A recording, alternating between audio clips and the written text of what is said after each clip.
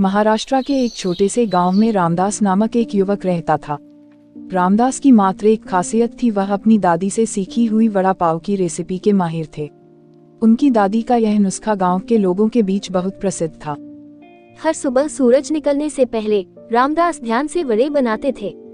वे उबले हुए आलू को मसालों से मिलाकर पत्तों के साथ मिश्रित करते और उन्हें ब्रेड क्रम्ब में डिप करके सुनहरे रंग की सूखी वड़ी बनाते थे। रामदास के वड़े की स्वाद में एक खास बात थी, जिसके लिए लोग उनकी दुकान पर बार बार आते थे। उनकी पाव भी बहुत मुलायम और ताजगी से भरपूर होती थी, जो कि उन्हें रोजाना उनकी छोटी सी रसोई में ताजगी से बनती थी।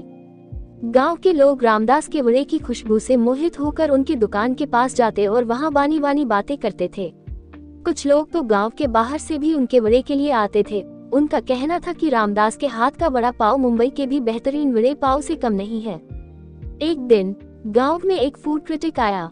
उन्हें रामदास के वड़े पाव के बारे में सुनकर खबर मिली थी और वे भी उनकी दुकान पर गए।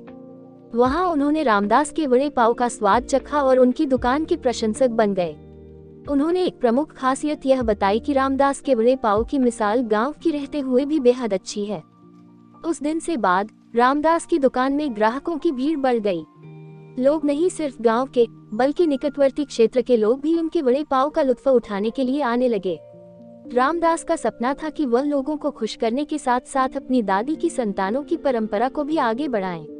उन्होंने कभी अपने छोटे से वड़े पाव की दुकान को बड़ा नहीं किया, बल्कि वह गांव की छांव में अपने सपनों को पूरा करने के लिए खुश थे।